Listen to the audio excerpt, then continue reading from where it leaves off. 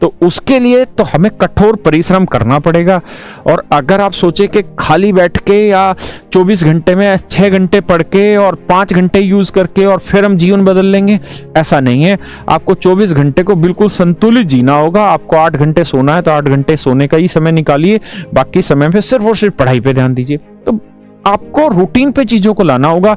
लेकिन मैं दावा कर रहा हूं आपके लिए कि अगर आप मेहनत करेंगे ना तो कोई भी आपके सिलेक्शन को नहीं रोक सकता। आपको चीजें कम समझ आ रही हैं, कम मेहनत हो पा रही है, आप प्रयास 100% रखिए, है ना। अगर आपके एफर्ट 100% है ना तो आप निश्चिंत होकर सो जाइए, आपका सिलेक्शन कोई माइकल लाल नहीं रोक सकता, है ना। और अगर आपके एफर्ट में कमी है तो भैया फिर दिक्कत मुझे भी महसूस होगी, एक वक्त के बाद आपको भी बेरोजगारी की दिक्कत महसूस होगी। इसलिए मेहनत करो, कट ऑफ पे मत ध्यान दो, है ना।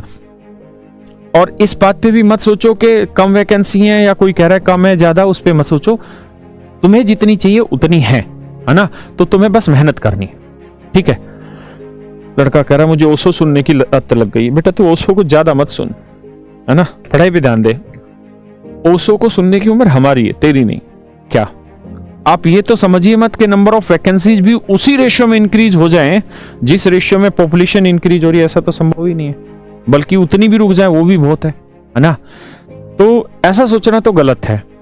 तो आप खुद देखिए कि अगर सप्लाई थोड़ी सी है और डिमांड इतनी सारी है तो होगा क्या भाई, प्राइस ऊपर जाएगा। प्राइस ऊपर जाएगा मतलब कट ऑफ ऊपर जाएगी, है ना।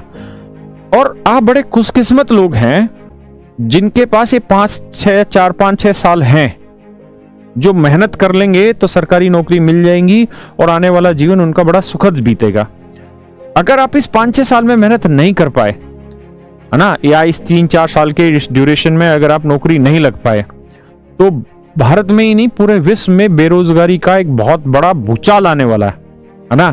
जिसमें मैं भी शामिल हूंगा, आप भी शामिल होंगे, बहुत सारे लोग शामिल होंगे उस बेरोजगारी में।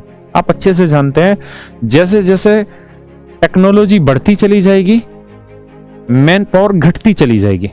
दिल्ली मेट्रो ने अभी एक उद्घाटन किया कि ड्राइवर लेस गाड़ी का, मतलब बिना ड्राइवर के वो गाड़ी चलेगी, हाँ है ना। और ऐसे अनेकों अनेक एक्सपेरिमेंट हो रहे हैं। अभी टेस्ला एक जो कार कंपनी जो अभी नंबर 1 पे चली गई, एलन मस्क उसका शायद नाम है ओनर का, अभी उनका ट्रायल पूरा हो गया है। क्या कि हम हवा में उड़ने वाली गाड़ियां तैयार है हमारी तरफ से, सरकार जिस दिन परमिशन दे देगी उस दिन उड़ा देंगे। मतलब तुम अपने घर पे बैठो, तुम्हारे घर में गाड़ी लगी है, अपनी गाड़ी तुमने खरीदी, उसमें बैठो बिना ड्राइवर के, जो तुम फीड करो कि मुझे यहाँ जीपीएस लोकेशन पे जाना है, वो गाड़ी तुम्हारे घर से निकलेगी। मतलब लेंटर पाड़ के नहीं, रोड से बाहर जाओगे, फिर निकलेगी, ऊपर जाएगी और ऊपर जाके अपने आप सेफ एनवायरनमेंट देख के आपको जगह पे पहुंचा देगी, है ना।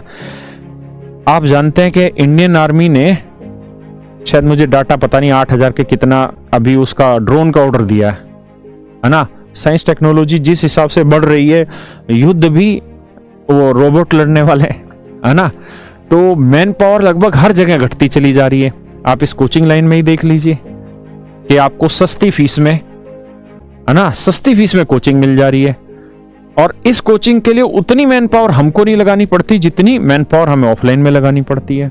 ऐसे आप फिल्म की शूटिंग लगा लीजिए, एक कमरे में ही फिल्म शूट हो जाती है सारी की सारी, क्योंकि सारे में ग्रीन पर्दा होता है और एनिमेशन के थ्रू सब कुछ सेट कर देते हैं। तो जैसे जैसे टेक्नोलॉजी बढ़ेगी मैन पावर की जरूरत कम होगी, लेकिन आदमी जो प्रोड्यूस हो रहे हैं वो बहुत बड़ी मात्रा में होने लग रही है ना। तो इसका मतलब क्या होगा कि भैया जनसंख्या तो बढ़ेगी, आने वाले 10 साल और बढ़ेगी, है ना। लेकिन वैकेंसी की गति बढ़नी चाहिए, बढ़ाएंगे भी, ऐसा हमें पॉजिटिव ही रहना चाहिए। लेकिन जो आ रही है हमें सच्चाई में उन्हीं को देखना चाहिए।